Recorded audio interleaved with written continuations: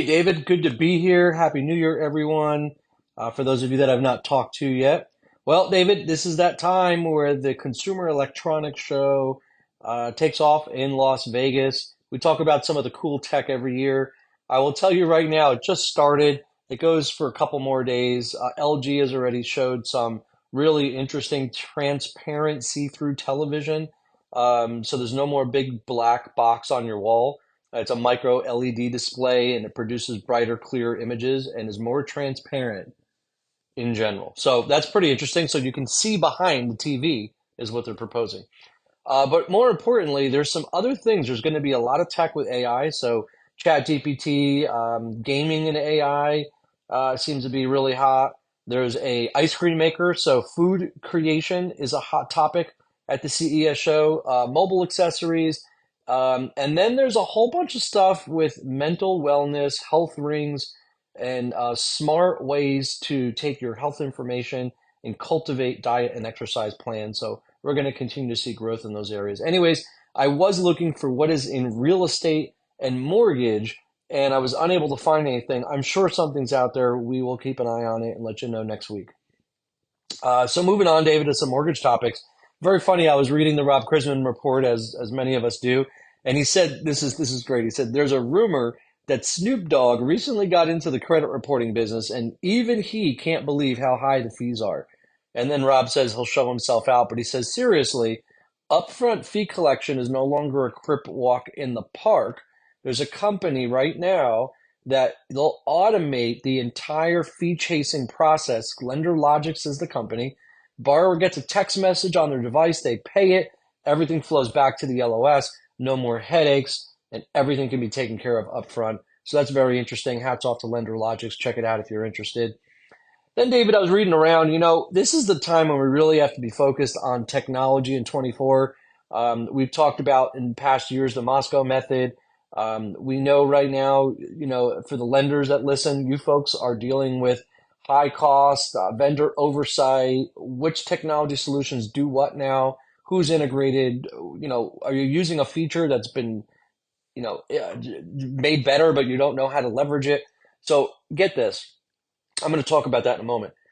I saw this online. The home buying process for Gen Z has been revolutionized by technology. We already know that, right? They're all over Instagram, TikTok, Facebook, different social media platforms. They're engaging in different places.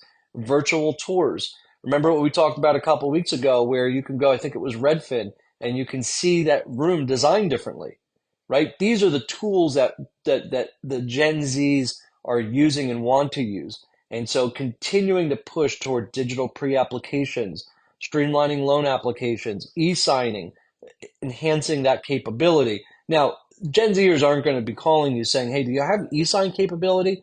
You're going to engage with them digitally, and you're going to sustain that digital engagement through the entire process, including with a mix of human technology, a human effort, relationship, empathy, and then they're going to recommend you, and you're going to advertise about your process and the improvements that you receive. We all know this, right? I'm not telling you something you don't know, but that Gen Z lifestyle is where we need to be focused. They're making home buying with technology more efficient and accessible. So we have to continue to answer that demand. Obviously, we want to lower our costs.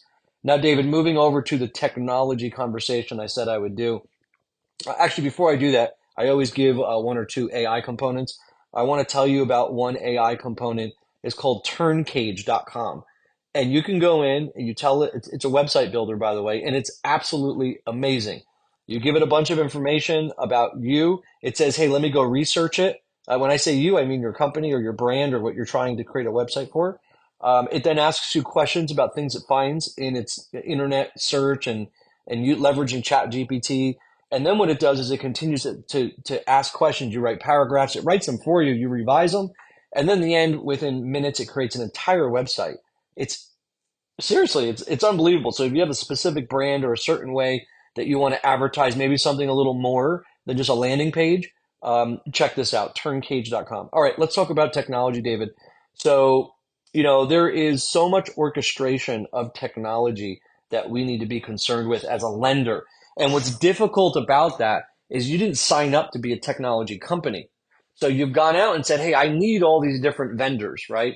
And over the years, you maybe acquired groups or different companies that have brought technology to you. You're doubled in certain areas. You're not mitigating risk in other areas. Overall, the orchestration of your technology is your most expensive component. The data security is something that you're hoping that your vendors are covering for you, but you're at risk as well. So really, you need to sit down at the beginning of this year, right? In this first quarter, and you need to figure out how are we going to overcome what the technology challenge is going to be. And just like we talk about vendors from the lender side and say, hey, they have technical debt. Well, we as lenders have technical debt too. And it's not just a technology component, there's a people component. And so we have to, and this is, David, you're going to laugh. This is an acronym we used end of last year. It's decide where to use technology, DWTUT. And that is so, so critical. You have to sit down and start planning that out. I can talk more next week about what should be the first thing you execute on, assuming, let's say, that you've got a couple technical people, a project manager, you've got certain things out of the way, you're covered. But what do you focus on, right? What if you can't change your LOS, but still, what do you focus on?